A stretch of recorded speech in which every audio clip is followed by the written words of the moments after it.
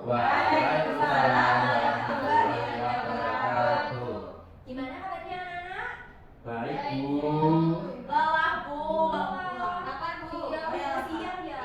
Udah istirahat. Ini adalah jam terakhir, jadi kita semangat dulu ya untuk menuntaskan pembelajaran hari ini supaya pembelajarannya bermanfaat nantinya.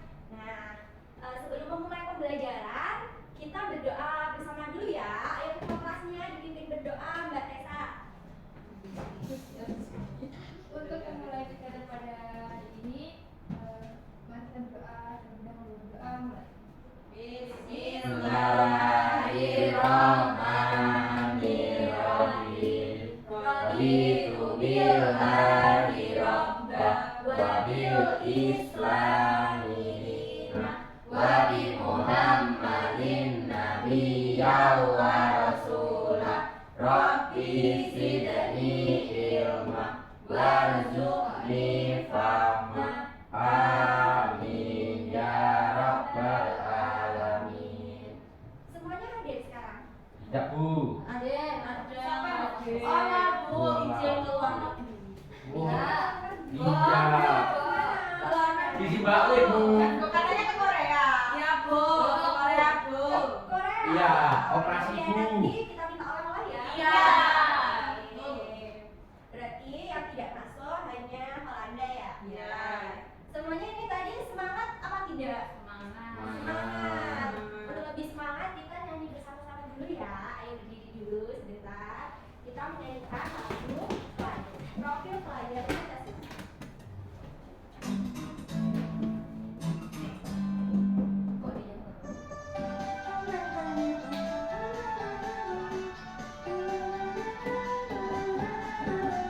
Belajar Pancasila, beriman dan bertakwa pada Tuhan Yang Esa dan berakhlak mulia, berkebinekaan global, gotong royong mandiri, kreatif dan berkreatif. Belajar Pancasila, beriman dan bertakwa pada Tuhan Yang Esa dan berakhlak mulia, berkebinekaan global, gotong royong mandiri, kreatif dan benar kritis.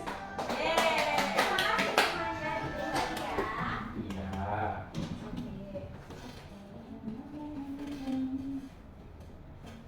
Coba Ibu mau tanya ke kalian sekarang. Nah, kalian pernah mengamati suatu fenomena nggak, baik alam atau sosial? Pernah bencana alam, Bu. Banjir. Banjir. Pernah ya mengamati banjir? Pernah. Saya pernah gempa. Covid, Bu. Oh ya, Covid boleh. Pohon tumbang, Bu. Pohon tumbang. Nah, ya itu adalah contoh-contoh fenomena baik alam maupun sosial. Nah, kita akan mempelajari tujuan pembelajaran kita hari ini adalah agar peserta didik semuanya ini nantinya bisa menuliskan teks eksplanasi dengan baik dan tepat serta meyakinkan para pembacanya. Apa itu eksplanasi, Bu? Nah, teks eksplanasi akan kita bahas sebentar lagi ya, Mbak.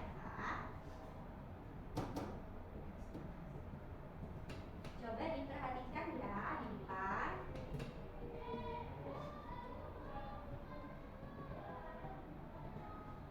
Nah, teks eksplanasi adalah teks yang berisi penjelasan mengenai suatu fenomena baik itu alam maupun sosial. Nah, yang kalian sebutkan tadi adalah contoh-contoh fenomena yang bisa dijelaskan dengan teks eksplanasi karena terjadinya di kehidupan sehari-hari dan termasuk ke dalam kategori ilmiah. Jadi bisa dituliskan ke dalam teks eksplanasi. Kemudian di dalam teks eksplanasi itu terdapat tiga struktur. Yang pertama ada pernyataan umum, kedua ada sebab akibat, dan yang ketiga ada interpretasi. Nah, pernyataan umum. Dari kata-kata pernyataan umum berarti kalian memaknainya sebagai apa dulu nih? Pernyataan umum. Pengertian hal-hal yang umum. Oke. Nah, pengertian dari pernyataan umum adalah bagian ini mengidentifikasikan suatu yang akan diterapkan secara umum. Tadi seperti pengertiannya, seperti banjir adalah suatu fenomena alam yang terjadi karena ada belum. Jangan karena adanya ya. Jadi masuk ke urutan sebab akibat. Banjir adalah fenomena alam yang terjadi di Jakarta bisa. Yang sering terjadi di Jakarta ya.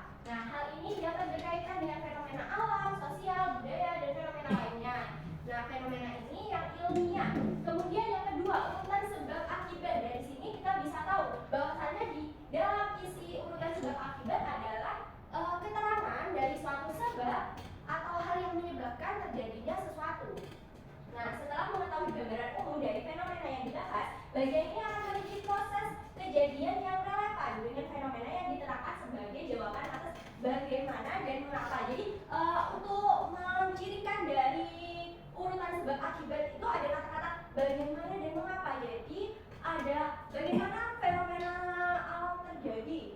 Nah, hal itu menyebabkan apa? Gitu.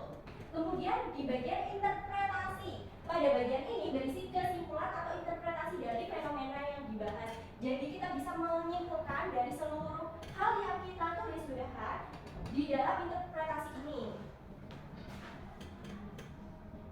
Nah, kemudian dalam teks eksplanasi ini harus terdapat yang pertama ide pokok. Kalian sudah pernah belajar kan tentang ide pokok? Ya. Nah, apa itu ide pokok?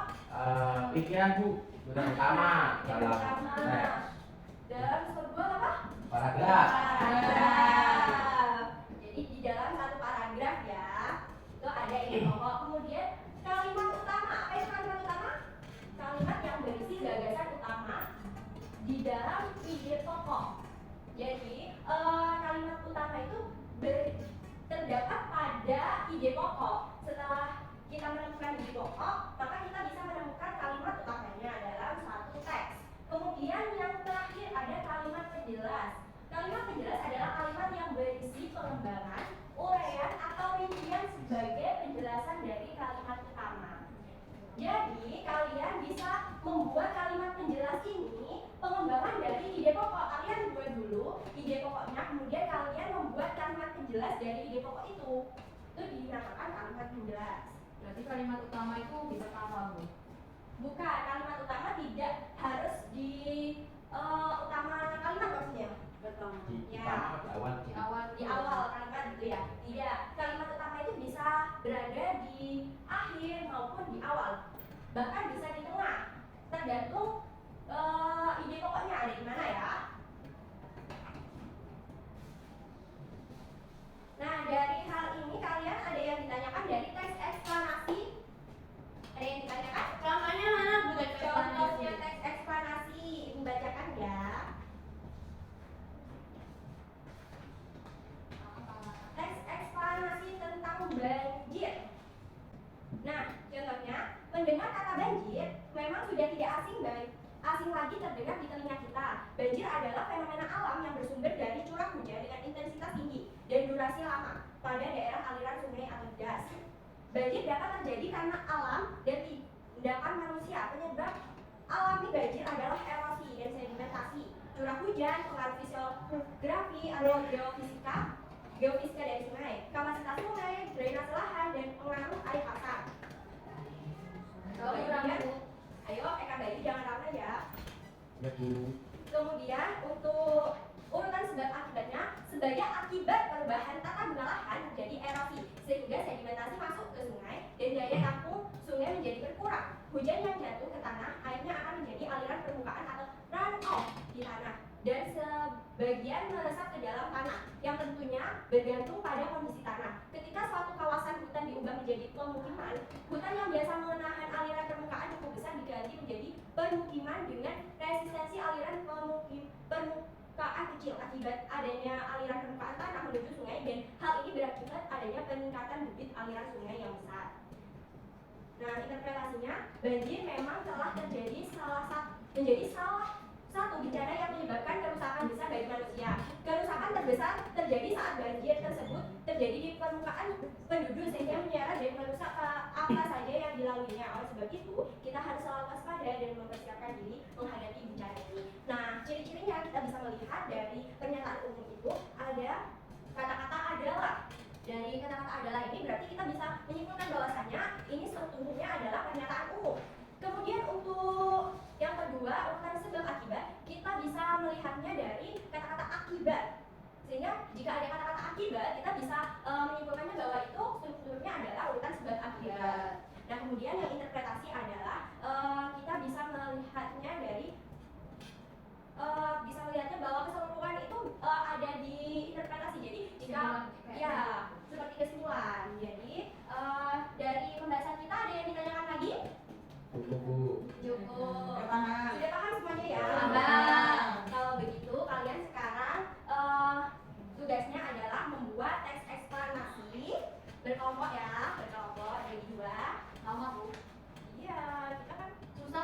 buat. Kita kan harus paham, katanya tadi sudah paham. Ayo, Iya, tadi paham kan? Kan Paham, tapi kalau buat kita susah, harus Bu.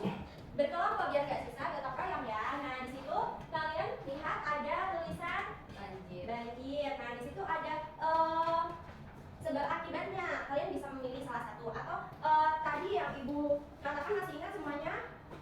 Nah kalau Ya. misalnya kalian buat sekarang ya. Coba ibu beri waktu kalian selama 15 menit. Ya.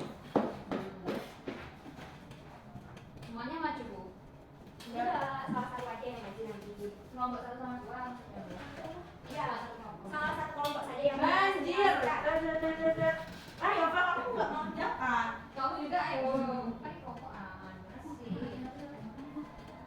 Ayo dikerjakan semuanya.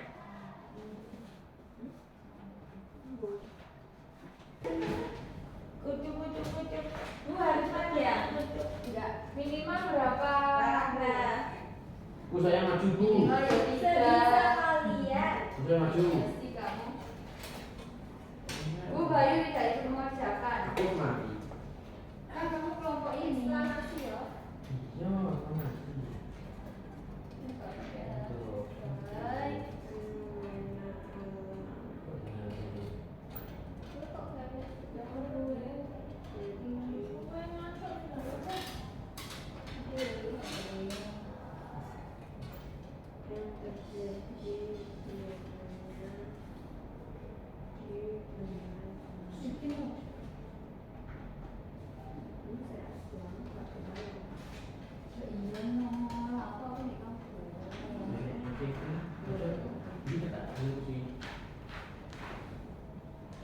Sungai.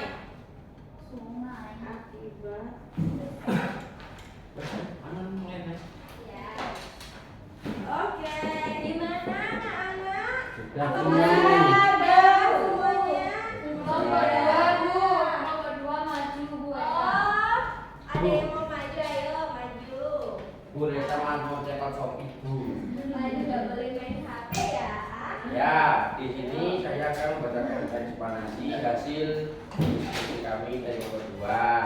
Nah, kan yang pertama tadi kalau nggak salah itu pernyataan umum ya Bu ya. Nah, banjir adalah bencana alam yang terjadi karena debit air naik dan melebihi permukaan daratan. Beberapa hal bisa menjadi penyebab terjadinya banjir, antara lain penyerapan air ke tanah, penyerapan air itu kurang resapan, terus curah hujan tinggi dalam satu waktu.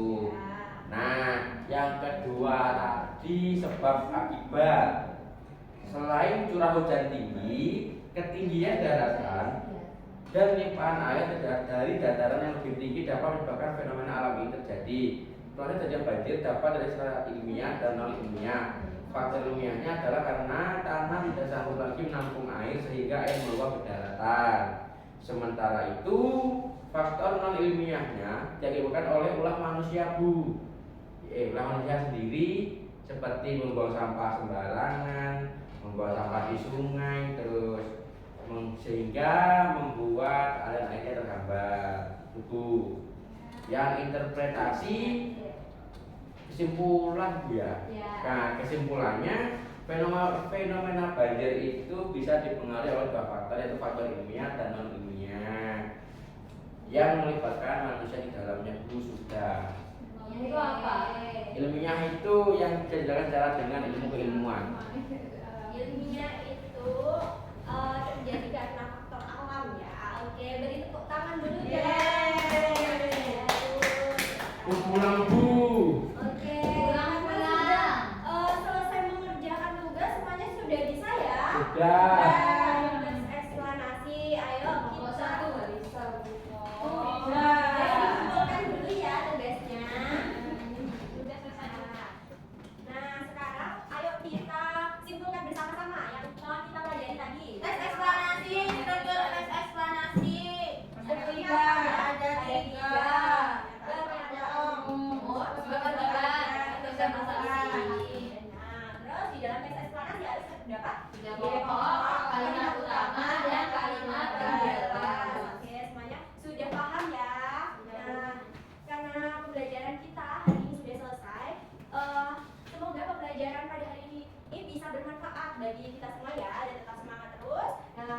belajarnya ya. Sebelum mengakhiri pembelajaran, mari kita berdoa bersama-sama. Ayo, kakak kelasnya, Nesa. Dalam hati. Mengakhiri kegiatan belajar pada hari ini, mari kita berdoa terlebih dahulu. Berdoa dimulai.